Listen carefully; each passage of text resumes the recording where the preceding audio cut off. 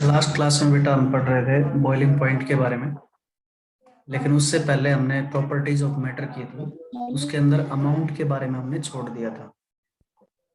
ठीक है, अमाउंट के बारे में थोड़ा सा लिख लो, उसके बाद बॉइलिंग पॉइंट पे वापस से आते हैं और फिर इवेपोरेशन जो मैंने आपको काम दिया था वो देखते हैं। देखिए अमाउंट क्या होता है। अमाउंट जो है ये कुल मिला के आपका मास ऑफ सब्सटेंस होता है। Mass of substance is called amount. मान लीजिए कोई कंटेनर है, उसके अंदर 10 लीटर पानी रखा हुआ है। ठीक है, तो उसका जितना भी मास होगा वो अमाउंट कहलाएगा। अब 10 लीटर पानी का मास कितना होगा? अगर इसकी डेंसिटी 1 ग्राम पर ml है तो डेफिनेटली इसका मास जो है 10 किलोग्राम होने वाला है। ठीक है, 10 किलोग्राम इसका मास होगा। यही इसका अमाउंट कहलाता है। ठीक है बेटा, अमाउंट क्या होता है? मास होता है। इसके अलावा इसको हम बोल सकते हैं मोल्स की फॉर्म में। मोल्स भी बोल सकते हैं अमाउंट को। मोल्स क्या होते हैं? Mass divide by molar mass. Mass divide by molar mass is called moles.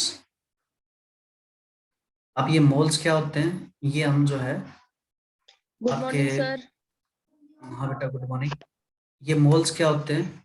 इनको हम पढ़ेंगे फोर्थ चैप्टर में, एटॉमिक स्ट्रक्चर में। सॉरी, थर्ड चैप्टर में। थर्ड चैप्टर आपका आएगा एटम्स एंड मॉलिक्यूल्स। इसके अंदर हम पूरी डिटेल में पढ़ेंगे ये मोल क्या होते हैं। ठीक है, तो तब तक के लिए इनको थोड़ा सा स्टे पे रखते हैं और अब आगे बढ़ते हैं। अमाउंट के बारे में केवल इतना ही आपको जानना था। ठीक है, मोल कैसे निकालते हैं ये थर्ड चैप्टर में पढ़ेंगे हम। अब थोड़ा सा आगे देखते हैं। लास्ट क्लास में हम डिस्कस कर रहे थे बॉइलिंग पॉइंट के बारे में। से बता दो क्या बेटा? सर, अमाउंट से फिर से बता दो, स्टार्टिंग से। अमाउंट बेटा कुल मिला के मास ऑफ सब्सटेंस होता है। ठीक है, मैंने आपको बताया कि अगर एक कंटेनर में 10 लीटर पानी रखा हुआ है तो उसका मास जितना भी होगा वो अमाउंट कहलाएगा।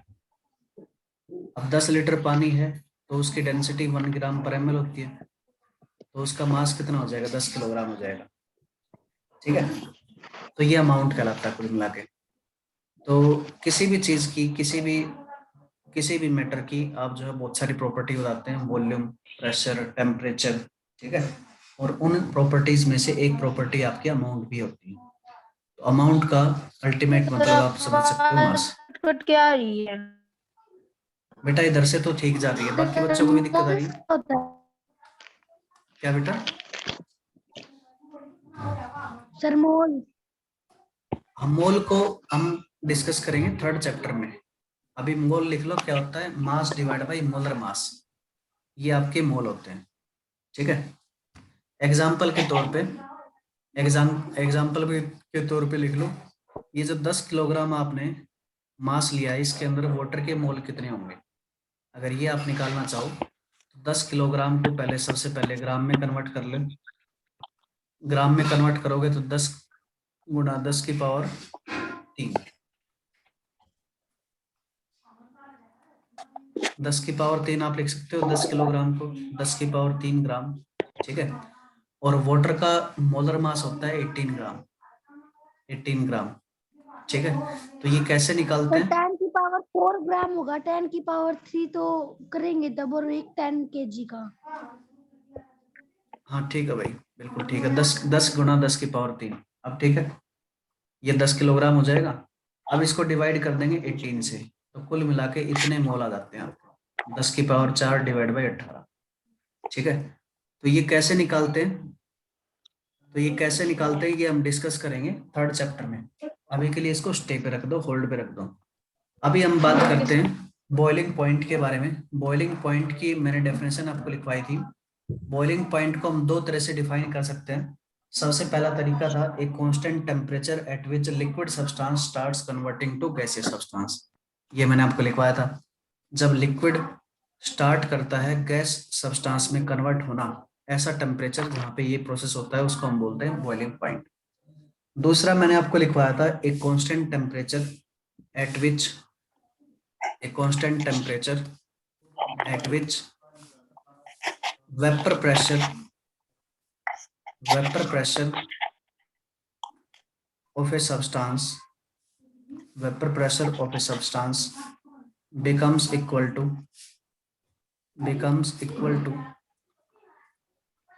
atmospheric pressure.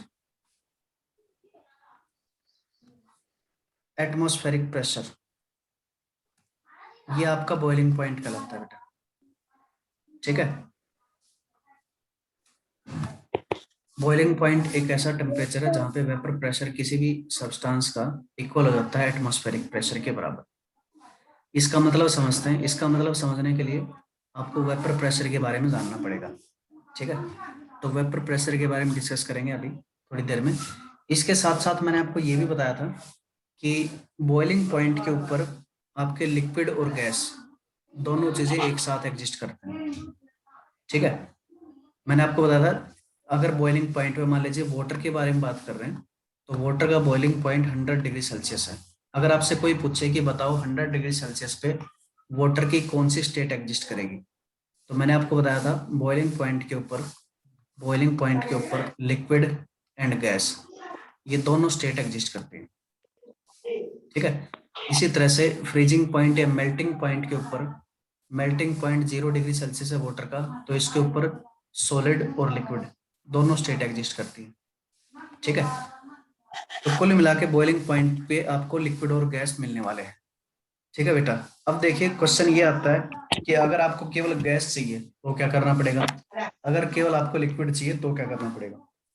तो देखिए 100 डिग्री सेल्सियस पे अगर आप इसको हीट करोगे तो ये पूरा का पूरा गैस में कन्वर्ट हो जाएगा, ठीक है। अगर मान लीजिए 100 डिग्री सेल्सियस पे कोई सब्सटेंस है, वाटर है आपके पास बॉइलिंग पॉइंट के ऊपर, तो उसको आप हीट करोगे तो पूरा का पूरा गैस में कन्वर्ट हो जाएगा। अगर इसको आप कूल करोगे तो ये लिक्विड में कन्वर्ट हो सकता है। तो दोनों पॉसिबिलिटी हैं, दोनों कन्वर्जन आप बड़े आसानी से कर सकते हो, ठीक है बेटा। एक बच्चे ने एक क्वेश्चन पूछा था, तो अगर कोई सर एक दिक्कत बार हो ये तो आप रिपीट पूछ सकते। करना जो आपने अभी बताया। देखो बेटा मैंने क्या बताया कि लिक्विड और गैस दोनों एग्जिस्ट करते हैं बॉइलिंग पॉइंट पे, ठीक है। ये बात समझ में आई है आपको, पहले तो ये बताओ मुझे। Yes sir. Yes sir. Liquid और गैस दोनों एग्जिस्ट कर रहे हैं बॉइलिंग पॉइंट पे, लेकिन आपको केवल गैस चाहिए अगर, ठीक है। अगर 100 डिग्री सेल्सियस पे आपको केवल गैस चाहिए तो केवल गैस बनाने के लिए आपको इस सिस्टम को हीट करना पड़ेगा, एनर्जी देनी पड़ेगी, ठीक है। तब जाके लिक्विड पूरा का पूरा गैस में कन्वर्ट होगा। मैंने आपको लेटेंट हीट के बारे में बताया था, तो लेटेंट हीट यहाँ पे आपको देनी पड़ेगी, ठीक है। टेम्परेचर तो राइज होगा नहीं क्योंकि बॉइलिंग सिस्टम चल रहा है, ठीक है बेटा। ये टेम्परेचर तब तक राइज नहीं होगा जब तक ये पूरा का पूरा लिक्विड से गैस में कन्वर्ट ना हो जाए। तो ये प्रोसेस करने के लिए आपको हीट करना पड़ेगा। अगर मान लीजिए 100 डिग्री सेल्सियस पे दोनों चीजें हैं गैस और लिक्विड, अगर उसको आपने लिक्विड बनाना है तो लिक्विड बनाने के लिए क्या करोगे, इस सिस्टम को कूल कर दोगे। तो कूलिंग करने पर ये पूरा का पूरा गैस जो है लिक्विड के अंदर कन्वर्ट हो जाएगा, ठीक है बेटा।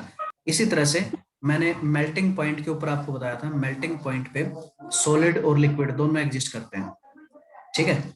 मान लीजिए आइस वाटर के बारे में बात करें तो वाटर का मेल्टिंग पॉइंट आपको पता है 0 डिग्री सेल्सियस होता है। तो 0 डिग्री सेल्सियस पे अगर बात करें तो दोनों चीजें आपको मिल सकती हैं, सॉलिड भी और लिक्विड भी। अगर मान लीजिए आपको केवल सॉलिड चाहिए, आइस चाहिए, तो आइस बनाने के लिए आपको क्या करना पड़ेगा, लिक्विड को कूल करना पड़ेगा, ठीक है। लिक्विड की अगर कूलिंग करोगे तो पूरा का पूरा आइस मिल जाएगा आपको। तो रेफ्रिजरेटर में जब आप रखते हो तो वो आइस में कन्वर्ट हो जाता है 0 डिग्री सेल्सियस पे। लेकिन जब उसको बाहर रखते हो तो आप क्या करते हो, उसको हीट करते हो, ठीक है। बाहर का टेम्परेचर बहुत ज्यादा होता है तो कुल मिला के सिस्टम आपका हीटअप होता है, ठीक है ना। तो अगर आप इसको हीट करोगे किसी भी तरह से बाहर रख के या अलग से गैस पे रख के इसको करते हो तो सॉलिड से लिक्विड में पूरा का पूरा कन्वर्ट हो सकता है, ठीक है बेटा। तो ये ध्यान रखना मेल्टिंग पॉइंट और बॉइलिंग पॉइंट के ऊपर दो दो चीजें एग्जिस्ट करती हैं। अगर केवल आपको सिंगल चीज बनानी है तो उसके लिए या तो हीटिंग करनी पड़ेगी या कूलिंग करनी पड़ेगी, ठीक है। हीटिंग से आपका जो है सॉलिड से लिक्विड, लिक्विड से गैस कन्वर्ट हो जाएगा, और कूलिंग से अगर गैस है तो गैस का लिक्विड बन जाएगा, और लिक्विड है तो लिक्विड का सॉलिड बन जाएगा, ठीक है बेटा। यहां तक बात क्लियर है, बोलिए।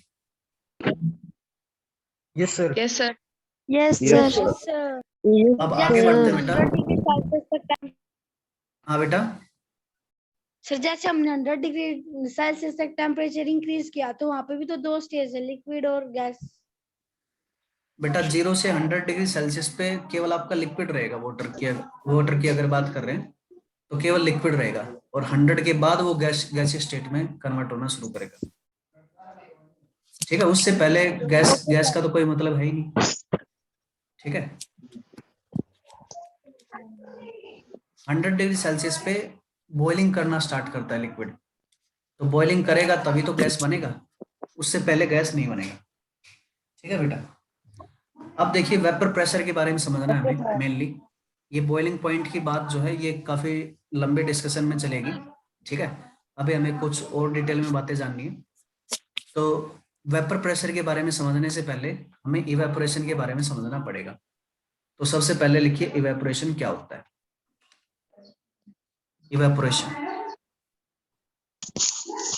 इवेपोरेशन मैंने आपको बुक में पढ़ने के लिए बोला था।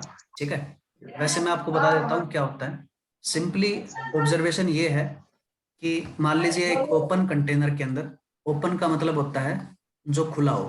ठीक है, जो चारों तरफ से बंद ना हो उसको हम ओपन कंटेनर बोलते हैं। ठीक है, ओपन कंटेनर के अंदर अगर आप पानी को रखते हो, ठीक है, जैसे कि मान लीजिए आपका जो है घर में कोई भी बर्तन यूज करते हैं, थाली यूज करते हैं, ग्लास यूज करते हैं, तो किसी भी कंटेनर के अंदर आप पानी रख के उसको बाहर रख दोगे या वैसे ही रख दोगे, तो कुछ टाइम बाद आप देखोगे कि वाटर की अमाउंट जितने आपने ली थी उससे कुछ कम हो गई है। ठीक है, या मान लीजिए 5-6 दिन बाद आप देखोगे तो हो सकता है ये पूरा का पूरा कंटेनर जितना भी पानी था इसके अंदर वो सारा का सारा गायब हो गया। ठीक है, अब ये ऑब्जर्वेशन लगभग हर एक बच्चे ने देखी होगी। ठीक है बेटा, अब ये पानी गया कहाँ, इस चीज को एक्सप्लेन करेगा इवेपोरेशन। ठीक है बेटा, और भी बहुत सारी चीजें देखी होंगी आपने, जैसे कि कोई बोतल है, इस बोतल के अंदर आपने पानी डाल दिया। अब पानी मान लीजिए आपने आधी बोतल भरी हुई डाल दी। ठीक है, इसको फ्रिज में रख दिया ठंडा होने के लिए। ये फ्रिज में रख दिया आपने ठंडा होने के लिए, और मान लीजिए 1-2 घंटे बाद आप इसको निकाल के देखते हो तो इस बोतल के जिस पोर्शन के अंदर आपका वाटर नहीं है तो उसमें आपको छोटी छोटी ड्रॉपलेट्स मिलती हैं। ठीक है, आप कभी भी करके देखना, फ्रिज के अंदर एक बोतल लेना। सबसे पहले तो बोतल के अंदर आप जो है थोड़ा सा पानी डालना, बोतल ट्रांसपेरेंट हो तो सबसे अच्छा रहेगा। इसके अंदर आपको जो है यहाँ पे वाटर ड्रॉपलेट्स दिखेंगी। ठीक है, ये जो सरफेस है जिसके अंदर पानी नहीं है, इसके अंदर ये तो पानी है आपका, जिसके अंदर पानी नहीं है उसके ऊपर आपको जो है वाटर ड्रॉपलेट मिलने वाली है। ठीक है, तो ये वाटर कहाँ से आया ये भी एक्सप्लेन करता है इवेपोरेशन। ठीक है बेटा, तो सिंपली सबसे पहले इवेपोरेशन क्या होता है उसको एक बार लिख लो। तो लिख लो इसको, इसके डेफिनेशन क्या होती है evaporation. It is a phenomena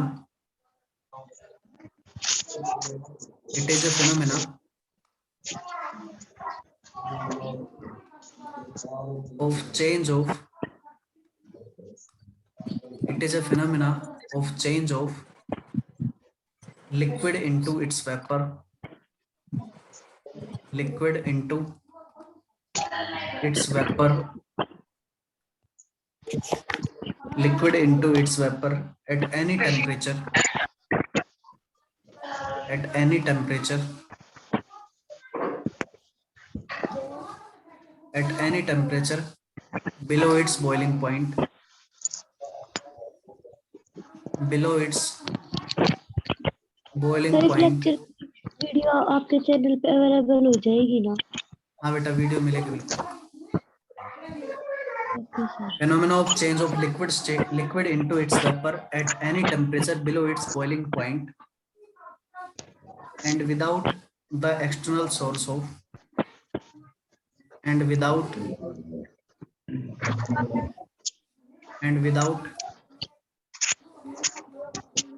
the external source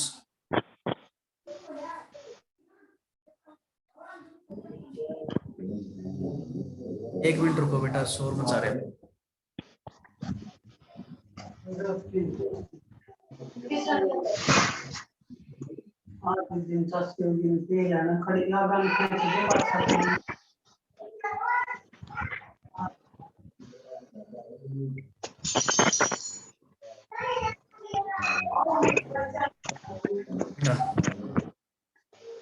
Below its boiling point and without the external source of heat is called evaporation. ये इवेपोरेशन होता है, इसको समझो मैंने क्या लिखा है। बेटा जब काम नहीं हो तो अपने आप को म्यूट कर लिया करो, ठीक है। जब काम नहीं हो, बोलना नहीं हो तो म्यूट कर लिया करो अपने आप को। देखो बेटा इवेपोरेशन मैंने क्या लिखा है, एक ऐसा फिनोमेना जिसके अंदर चेंज होता है। चेंज कैसा? लिक्विड से वेपर में। वेपर का मतलब होता है गैस, ठीक है। वेपर का मतलब होता है gas. At any temperature below it's boiling point, किसी भी टेम्परेचर पे हो सकता है लेकिन बॉइलिंग पॉइंट से कम होना चाहिए, ठीक है। And without the external source of heat, और कोई भी एक्सटर्नल सोर्स ऑफ हीट आपको नहीं यूज करना है, ठीक है बेटा। इस तरह के प्रोसेस को हम क्या बोलते हैं? इवेपोरेशन बोलते हैं। Okay sir. अब देखिए इसके एग्जांपल मैंने आपको बता दिए। किसी भी ओपन कंटेनर में आप पानी रखते हो तो पानी उड़ जाता है, पहला एग्जांपल। दूसरा एग्जांपल, अगर बोतल में पानी रखते हो आधा भरा हुआ, उसको फ्रिज में रखते हो तो वाटर ड्रॉपलेट आपको दिखती है, दूसरा एग्जांपल। तीसरा एग्जांपल ये भी हो सकता है, जब आप कपड़े सुखाते हो, ठीक है, कपड़े गीले होते हैं आपके और उनको आप जो है अंदर रख दो चाहे बाहर रख दो, तो अल्टीमेटली उनका पानी गायब हो जाता है, ठीक है। उसमें लिक्विड वाटर होता है, लिक्विड वाटर होता है, और वो लिक्विड वाटर 1 या 2 दिन में गायब हो जाता है। हाँ बेटा, ये जो लिक्विड वाटर होता है ये सारा का सारा गायब हो जाता है। तो ये लिक्विड वाटर कहाँ गया? ये लिक्विड वाटर जो है वेपर के अंदर कन्वर्ट हो गया जाता है सर, फिर ये बारिश के थ्रू आ जाता है। इसको हम बोलते हैं इवेपोरेशन, ठीक है बेटा। ये इवेपोरेशन कहलाता है। इसके अलावा और भी बहुत सारे ऑब्जर्वेशन है, जैसे कि मान लीजिए बारिश आ गई, बारिश आने के बाद ग्राउंड गीला हो जाता है पूरा का पूरा, ठीक है। ये ग्राउंड है, ग्राउंड के ऊपर मान लीजिए बहुत सारा पानी भर गया। अब ये पानी कुछ तो जमीन के अंदर चला जाता है, ठीक बात है, लेकिन ग्राउंड अगर ये सीमेंटेड हो, ठीक है, तब तो ये पानी ग्राउंड के अंदर नहीं जा सकता है। तब वो पानी कहाँ चला जाता है? ठीक है, तो वो पानी जो है आपका एटमॉस्फेयर के अंदर इवेपोरेट हो जाता है। सर ठीक है बेटा, लेकिन इसमें एक्सटर्नल सोर्स ऑफ हीट नहीं रिक्वायर्ड होती है बेटा, एक्सटर्नल सोर्स ऑफ हीट नहीं रिक्वायर्ड होती है। आप ये भी देख सकते हो, आपको ये लग रहा होगा कि सन की रेज जो है इसके ऊपर पड़ती है तब जाके इवेपोरेट होता है, ठीक बात है, ऐसा बोल सकते हो। लेकिन मान लो आप आपके घर में है, ठीक है, आपके घर में आपने क्या किया, फर्श के ऊपर पानी बिखेर दिया, कुछ टाइम बाद वो पानी भी उड़ जाता है। अब वो पानी कहाँ गया? वहां पे तो सनरेज नहीं आ रही। अगर घर के अंदर की बात करोगे तो वहां पे तो सनरेज बहुत कम आती है या ना के बराबर आती है, तो वो भी पानी उड़ जाता है। तो कुल मिला के इसको कोई एक्सटर्नल सोर्स ऑफ हीट की रिक्वायरमेंट नहीं होती है, ठीक है बेटा। तो ये बात है इवेपोरेशन के बारे में। तो कुल मिला के अभी तक आपको ये समझ में आ गया होगा कि इवेपोरेशन का मतलब क्या होता है। इवेपोरेशन का मतलब है सिंपली लिक्विड का अपने आप गैस में कन्वर्ट होना without using any source of external heat, ठीक है, इसको हम बोलते हैं इवेपोरेशन। अब देखिए इवेपोरेशन होने की वजह क्या है वो थोड़ा सा समझने की कोशिश करते हैं। तो देखिए इवेपोरेशन होने की वजह मैं यहाँ पे एक डायग्राम के थ्रू समझाता हूँ आपको। ये आपका लिक्विड है, बनाना ये डायग्राम। हाँ बेटा ये डायग्राम बना लेना, ठीक है। इवेपोरेशन के बारे में एक बात और याद रखनी है आपको कि इवेपोरेशन, फ्रिज वाला एग्जांपल दोबारा बताना है। फ्रिज वाला एग्जांपल भाई आप अभी अभी करना है इस एक्सपेरिमेंट को, ठीक है। जब भी लाइट हो आपके एरिया के अंदर, आप एक ट्रांसपेरेंट बोतल लेना, ठीक है, ट्रांसपेरेंट बोतल लेना और उस ट्रांसपेरेंट बोतल के अंदर आधा पानी भर देना, ठीक है। आधा पानी भर के उसको आप फ्रिज में रख देना, ठीक है। 1 या 2 घंटे के बाद आप उसको निकाल के देखना, ये जो आपकी आधी जो खाली बोतल थी उसके ऊपर आपको छोटे छोटे ड्रॉपलेट्स मिलेंगे। तो ये पानी कहाँ से आया, ये एक्सप्लेन करता है इवेपोरेशन, ठीक है। ये एग्जांपल था फ्रिज में बोतल रखने का। ठीक है बेटा, तो ये भी इवेपोरेशन के थ्रू ही एक्सप्लेन किया जाता है, बताऊंगा इसको कैसे होता है। अब देखिए इवेपोरेशन क्यों होता है और कैसे होता है ये समझना जरूरी है। तो सबसे पहले ये बात लिख लेना कि evaporation is a surface phenomena. Evaporation is a surface phenomena. Surface phenomena का मतलब क्या है? इवेपोरेशन हमेशा सरफेस के ऊपर ही होता है। ठीक है, आपको पता है लिक्विड है, लिक्विड है तो उसके पार्टिकल तो होंगे ही होंगे, और सरफेस के ऊपर भी पार्टिकल होंगे।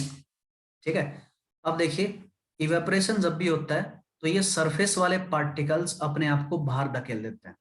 ठीक है, ये सरफेस को छोड़ के निकल जाते हैं। अब क्वेश्चन ये आता है कि ऐसा हो कैसे पाता है? ठीक है बेटा, ऐसा हो क्यों पाता है ये थोड़ा सा समझने की कोशिश करेंगे। तो देखिए आपको पता है कि लिक्विड के पास काइनेटिक एनर्जी काफी अच्छी खासी होती है। लिक्विड मॉलिक्यूल्स के अंदर काफी अच्छी खासी काइनेटिक एनर्जी होती है, जिसकी वजह से ये घूमते फिरते रहते हैं। ठीक है, ये हमने प्रॉपर्टीज ऑफ मैटर के अंदर पढ़ा था। तो देखिए कुल मिला के किसी भी मॉलिक्यूल के अंदर काइनेटिक एनर्जी होती है। ठीक है, तो ये एक दूसरे के साथ टकराते रहते हैं, इस तरह से मूव करते रहते हैं। ठीक है बेटा, किसी भी डायरेक्शन में ये मूव कर सकते हैं। अब देखिए क्या होता है कि जब ये मूव करते हैं एक दूसरे से टकराते हैं तो ये एनर्जी का ट्रांसफर करते हैं। ठीक है बेटा, ये क्या करते हैं? ये एनर्जी का ट्रांसफर करते हैं। ठीक है, इसका एग्जांपल आप ऐसे समझ सकते हो, मान लीजिए ये आपका सरफेस है, सरफेस के ऊपर एक बॉल रखी हुई है। ठीक है, ये बॉल रखी हुई है, ये बॉल रेस्ट पे है। अगर एक दूसरी बॉल को आप मोशन में लेके आओगे और इससे टकराओगे तो ये रेस्ट वाली बॉल क्या करेगी? मूव करना स्टार्ट कर देगी। मोशन। ठीक है, ये बात आप पढ़ चुके होगे पहले भी। ठीक है, ये ऑब्जर्व भी किया होगा आपने कि कोई भी मूविंग बॉल को जब आप रेस्ट पे कोई बॉल रखी है उसके ऊपर हिट करते हो तो वो बॉल जो है मूव करना स्टार्ट कर देती है। ठीक है, तो ये किस वजह से हो पाता है? ये हो पाता है एनर्जी ट्रांसफर की वजह से। ठीक है, तो कुल मिला के यहाँ पे भी जब मॉलिक्यूल्स एक दूसरे के साथ टकराते हैं तब एनर्जी का ट्रांसफर होता है। ठीक है बेटा, तो यहाँ पे देखिए क्या होता है, इस मॉलिक्यूल के साथ में इसके आजू बाजू बहुत सारे मॉलिक्यूल होंगे अंदर। ठीक है, और ये सारे के सारे अगर एक साथ इसको पूरी की पूरी एनर्जी ट्रांसफर कर देते हैं, ठीक है, सभी के सभी एक साथ एनर्जी ट्रांसफर कर देते हैं, तब ये क्या करता है? ये इंटरमोलिकुलर फोर्सेस को ओवरकम करके ये सरफेस से बाहर निकल जाता है। ठीक है, मैंने आपको बताया था कोई भी लिक्विड लिक्विड क्यों होता है, तो लिक्विड होने की दो वजह होती हैं। पहली वजह तो ये है कि सरफेस के मॉलिक्यूल्स जो है अंदर वाले मॉलिक्यूल्स के द्वारा अट्रैक्टेड होते हैं। ठीक है, इनके अट्रैक्शन फोर्स होते हैं। मैंने आपको बताया था प्रॉपर्टीज ऑफ मैटर के अंदर कि मॉलिक्यूल्स के बीच में बहुत सारे इंटरेक्टिव फोर्सेस होते हैं। ठीक है, तो लिक्विड के लिक्विड होने की वजह एक तो ये थी कि अंदर से मॉलिक्यूल्स खींच रहे होते हैं, और दूसरी बात ये होती है कि एटमॉस्फेरिक प्रेशर भी लग रहा होता है। तो कुल मिला के दो फैक्टर हैं जो किसी भी लिक्विड को लिक्विड फॉर्म में रखने की कोशिश करते हैं। ठीक है, लेकिन साथ के साथ मॉलिक्यूल्स मूव करते हैं, काइनेटिक एनर्जी होती है मॉलिक्यूल्स के पास। अगर ये एनर्जी ट्रांसफर कर पाते हैं और इन इंटरमोलिकुलर फोर्सेस को ओवरकम कर पाते हैं, तब ये मॉलिक्यूल क्या कर सकता है? ये मॉलिक्यूल इस सरफेस को लीव कर सकता है। ठीक है, तो इस तरह से इवेपोरेशन पॉसिबल होता है। तो अगर मान लीजिए इस तरह से आपके मॉलिक्यूल्स निकलते हैं तो मॉलिक्यूल्स निकल के लिक्विड से बाहर हो जाएंगे, लिक्विड से बाहर हो जाएंगे तो ये बन जाएंगे वेपर। ठीक है, वेपर या इनको बोल सकते हैं गैस। रिपीट कर रहा हूं बेटा, दोबारा समझो। देखिए मॉलिक्यूल्स मूव कर रहे हैं, ठीक है, मॉलिक्यूल्स मूव कर रहे हैं तो एनर्जी ट्रांसफर कर सकते हैं। अगर मान लीजिए इस मॉलिक्यूल के साथ में बहुत सारे और मॉलिक्यूल थे, उन्होंने क्या किया? इसको अपनी काइनेटिक एनर्जी ट्रांसफर कर दी। ठीक है, अब ये काइनेटिक एनर्जी इतनी ट्रांसफर होगी कि ये बड़े आसानी से इंटरमोलिकुलर फोर्सेस ऑफ अट्रैक्शन को ओवरकम कर सकता है। ठीक है, यानी कि उनको खत्म कर सकता है। अगर ये इनको फोर्सेस को खत्म कर सकता है तो ये बड़े आसानी से इस सरफेस से निकल जाएगा बाहर।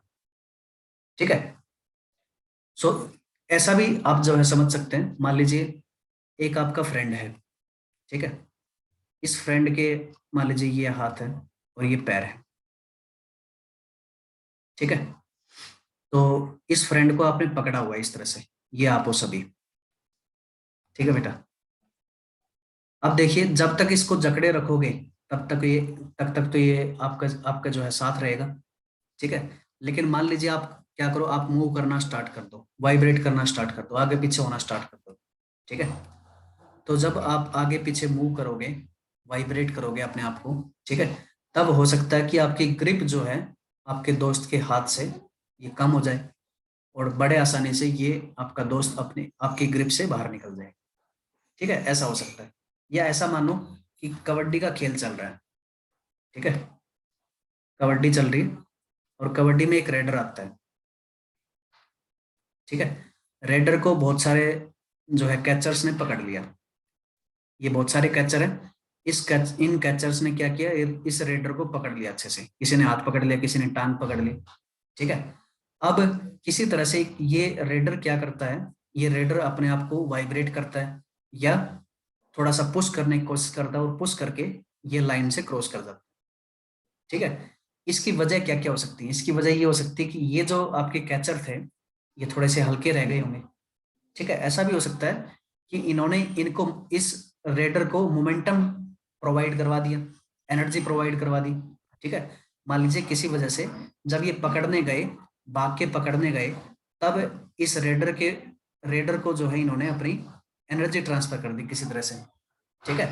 भाई भाग के जाओगे, अगर किसी चीज को हाथ लगाओगे, मान लीजिए एक दोस्त आपका खड़ा है इस तरह से, ठीक है, और आप भाग के जा रहे हो, इसको हाथ लगाओगे तो ये भी हिलेगा थोड़ा सा, ठीक है ना। कुल मिला के आप क्या कर रहे हो, एनर्जी ट्रांसफर कर रहे हो। तो कुल मिला के एनर्जी जब ट्रांसफर होती है और ये मॉलिक्यूल खुद भी अपने आप को पुश करने की कोशिश करता है, तो ये इस बाउंड्री से बाहर निकल सकता है बड़े आराम से, ठीक है। इसी तरह से क्या होता है, सरफेस के ऊपर जो भी मॉलिक्यूल होते हैं, वो मॉलिक्यूल अंदर वाले मॉलिक्यूल्स की एनर्जी लेके और अपने आप को बाहर निकालने की कोशिश करते हैं, यही प्रोसेस इवेपोरेशन कहलाता है। अब बताओ समझ में आया या नहीं आया। अंदर वाली मॉलिक्यूल्स की एनर्जी खींचेगा और खुद बाहर निकल Yes, जाएगा, sir, सर इस आ तरह गया। ये आपका प्रोसेस Yes, कहलाता sir, है आ गया। इवेपोरेशन। यस तो सर। इस प्रोसेस को मैं लिख देता हूं यहाँ पे, यस सर। ठीक है। अभी लिखना चाहो तो लिख सकते हो इसको, in this process surface molecules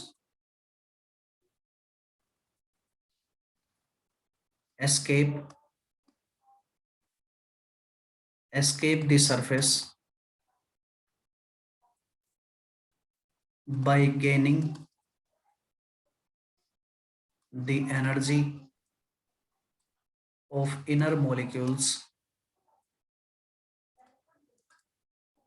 इस प्रोसेस के अंदर क्या होता है, सरफेस मॉलिक्यूल एस्केप कर जाता है सरफेस को, बाय गेनिंग यानी कि इसने ले ली है एनर्जी ऑफ इनर मॉलिक्यूल्स, अंदर वाले मॉलिक्यूल्स की एनर्जी इसने कंज्यूम कर लिया है, ठीक है। और ये कंज्यूम अंदर वाले मॉलिक्यूल्स की एनर्जी कैसे ट्रांसफर होती है, तो एनर्जी इज ट्रांसफर्ड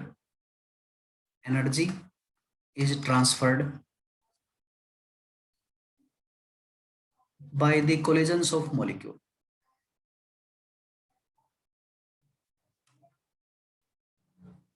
ठीक है बेटा, कोलिजन्स की वजह से ये एनर्जी ट्रांसफर होता है। कोलिजन की वजह से कैसे होता है ये मैं आपको बता चुका हूँ, ये पूरा का पूरा फिजिक्स का टॉपिक है, ठीक है। मोमेंटम ट्रांसफर किस तरह से होता है ये सब आप फिजिक्स में पढ़ेंगे, ठीक है। तो इस तरह से इवेपोरेशन पॉसिबल है। अब देखिए इवेपोरेशन के इफेक्ट क्या क्या होते हैं, ये भी आप लिख लेंगे, इफेक्ट ऑफ इवेपोरेशन। इफेक्ट क्या क्या होते हैं, तो देखिए ये सरफेस का मॉलिक्यूल अंदर वाले मॉलिक्यूल्स की एनर्जी कंज्यूम कर लेता है और बाहर भाग जाते हैं। अब देखिए किसी सिस्टम की आपने क्या की, एनर्जी कम कर दी, ठीक है, तो energy of the inner molecules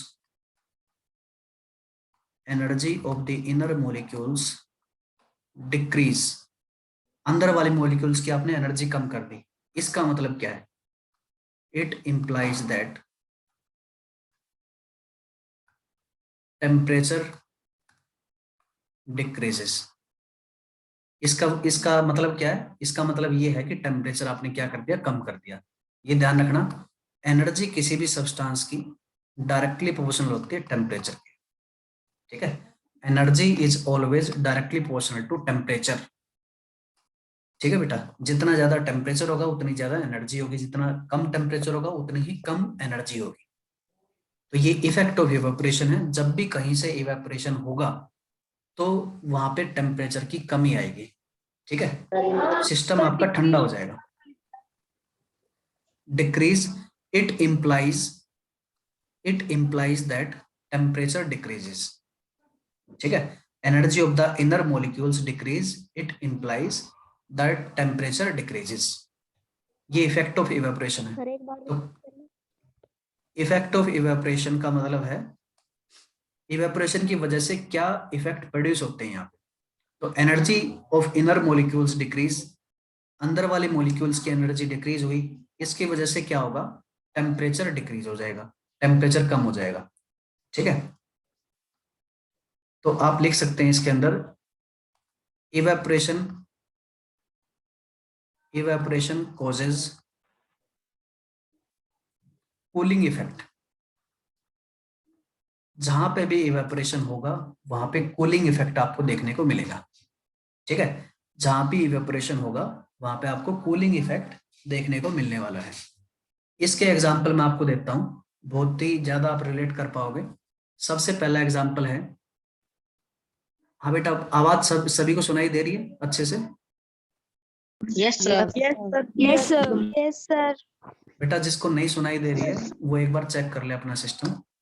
तो देखिए इसका एग्जाम्पल मैं आपको बता रहा हूँ। एग्जाम्पल सबसे अच्छा एग्जाम्पल होगा इसका अभी के टाइम के लिए, जब आप सैनिटाइजर यूज करते हैं। ठीक है, जब भी आप सैनिटाइजर यूज करते हैं तब आपको ठंडा ठंडा लगता है, कूलिंग लगता है। ठीक है, तो सैनिटाइजर में ऐसा क्या है जिसकी वजह से आपको ठंडा लगे? तो सबसे पहले देखिए सैनिटाइजर के अंदर अल्कोहल होता है। ठीक है, alcohol to be exact ethanol होता है। ठीक है, अल्कोहल के अंदर इथेनॉल होता है, अल्कोहल होता है। तो जब भी आप इसको हाथ के ऊपर लगाते हो, ये मान लीजिए आपका हाथ है, ये अजीब सा बनेगा हाथ। ठीक है, मान लेना इसको ये हाथ है। तो जब भी आप अल्कोहल को लगाते हो, सैनिटाइजर को लगाते हो, तब अल्कोहल क्या करता है, इवेपोरेट करता है। ठीक है, ये अल्कोहल मान लीजिए आपने लगा लिया, तो ये अल्कोहल क्या करेगा, इवेपोरेट करेगा। ठीक है बेटा, अब इवेपोरेशन के दौरान ये क्या करता है, इवेपोरेशन के दौरान ये इसके नीचे जो मॉलिक्यूल होते हैं, यानी कि आपका हाथ जो होता है उससे एनर्जी गेन करता है। ठीक है, ये आपके हाथ से एनर्जी को निकाल लेता है। आपके हाथ से अगर एनर्जी निकलेगी तो ऑब्वियसली क्या होगा, टेम्परेचर कम होगा, इसलिए आपको ठंडा लगता है। ठीक है बेटा, अल्कोहल क्या करता है, अल्कोहल आपके हाथ से एनर्जी निकाल लेता है। ठीक है, और इसलिए आपको ठंडा महसूस होता है। ये है वजह सैनिटाइजर के लगाने पर आपको कूल महसूस होने की। ठीक है, ये बात समझ में आई बेटा? बोलिए। Yes sir. Yes sir. Yes sir. Please repeat. बेटा देखो दोबारा, सैनिटाइजर सबने इस्तेमाल किया होगा और सैनिटाइजर लगाने के बाद आपको हाथ ठंडे लगते हैं। ठीक है, इसकी वजह मैं केवल बताना चाह रहा हूँ। तो इसकी वजह क्या है, इसकी वजह यह है कि सैनिटाइजर के अंदर अल्कोहल होता है जो कि एक लिक्विड है। ठीक है, अब ये लिक्विड जब आप हाथ के ऊपर अप्लाई करते हो तो ये लिक्विड क्या करता है, आपके हाथ की एनर्जी कंज्यूम करता है। ठीक है, और इवेपोरेट हो जाता है। आपकी हाथ की एनर्जी कम होगी, एनर्जी कम होने का मतलब क्या, टेम्परेचर कम हो गया। ठीक है, इस तरह से सैनिटाइजर इस आपका काम करता है। तो इसको लिख सकते हो आप, when sanitizer applied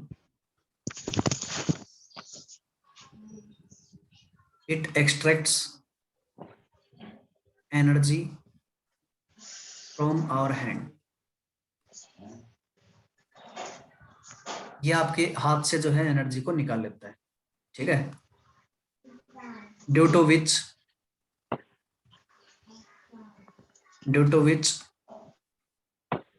temperature decreases, जिसकी वजह से क्या होता है, टेम्परेचर कम हो जाता है। And hence we feel cold. ठीक है, इसी की वजह से हमें ठंडा महसूस होता है। ठीक है बेटा, ये इसका एक्सप्लेनेशन है। इसके अलावा एक और एग्जांपल हो सकता है इसका, मटका आपने सुना होगा, ठीक है। मटके में जब आप पानी रखते हो Yes, sir. तो मटके का अंदर का पानी काफी ठंडा हो जाता है, ठीक है। तो इसकी वजह क्या है? तो इसकी वजह भी इवेपोरेशन ही होती है, ठीक है। सबसे पहले मटका जो बनता है ये मिट्टी से बनता है, ठीक है। मिट्टी भी जो है लगभग, जो आप जो है, इसका एक स्पेशल नाम होता है मटका जिससे बनता है मिट्टी का, ठीक है। ये थोड़ी सी चिकनी मिट्टी होती है, इसका नाम एक बार देख लेना आप, चिकनी मिट्टी होती है। तो देखिए जब इसको पकाया जाता है तो पकाने के दौरान इसके अंदर बहुत सारे छोटे छोटे होल्स बन जाते हैं इसके पूरे सरफेस के ऊपर, ठीक है। ये जो मैं लाइंस दिखा रहा हूँ इनका मतलब समझना ये होल है, ठीक है बेटा, छिद्र हो जाते हैं छोटे छोटे। अब जब भी आप मटके के अंदर पानी डालते हो तो कुछ टाइम बाद आप देखोगे कि मटका जो है बाहर से गीला हो जाता है। बाहर आप पानी नहीं डालते हो अलग से, लेकिन मटका जो है वो बाहर से अपने आप गीला हो जाता है। इसका मतलब क्या है? इसका मतलब ये है कि ये छोटे छोटे पोर्स हैं, इनके थ्रू वाटर जो है रिस के बाहर निकल जाता है। अब ये जो बाहर पानी आ गया है, ठीक है, इसको मैं दूसरे रंग से दिखाता हूँ। मान लीजिए ये पानी बाहर आ गया मटके के। अब ये पानी क्या करेगा? ये पानी इवेपोरेट करेगा। इवेपोरेशन में इसको हेल्प कौन करेगा? इवेपोरेशन में इसको हेल्प करेगा अंदर वाला वाटर मॉलिक्यूल, ठीक है। तो ये बाहर वाले वाटर मॉलिक्यूल क्या करते हैं? अंदर वाले वाटर मॉलिक्यूल से एनर्जी छीन लेते हैं, ठीक है। बाहर वाले वाटर मॉलिक्यूल अंदर वाले वाटर मॉलिक्यूल से एनर्जी एक्सट्रैक्ट कर लेते हैं और खुद को इवेपोरेट कर देते हैं, ठीक है बेटा। तो इवेपोरेट करने की वजह से क्या होगा? अंदर वाले मॉलिक्यूल्स की एनर्जी कम हो जाएगी। अंदर वाले मॉलिक्यूल्स की एनर्जी कम होगी तो डेफिनेटली टेम्परेचर कम होगा। टेम्परेचर कम होगा इसलिए आपको मटके के अंदर ठंडा पानी मिलता है, ठीक है बेटा। तो ये है मटके का कंसेप्ट, इसको लिख लेंगे नेक्स्ट क्लास में। अभी हमारा टाइम लगभग पूरा हो चुका है, ठीक है। इसमें कोई भी डाउट रहता है तो आप पूछ सकते हैं। हाँ बेटा, क्ले होता है, बिल्कुल ठीक है। ये जो मिट्टी होती है चिकनी मिट्टी, इसको हम क्ले बोलते हैं। Clay soil. बिल्कुल ठीक है बेटा। तो आज के लिए इतना ही करते हैं, बाकी करेंगे नेक्स्ट क्लास में, ठीक है। और एनसीईआरटी का जितना भी पोर्शन बचा हुआ है फर्स्ट चैप्टर का, वो सारा का सारा आप पढ़ लेंगे, ठीक है। तो क्वेश्चन आंसर्स आप सेंड करोगे इस चैप्टर के? बेटा एक बार आप खुद लिख के देखोगे, उसके बाद मैं लिखे हुए भेज दूंगा आपको, ठीक है। लेकिन पहले कोशिश करना है कि खुद ही लिखो आप।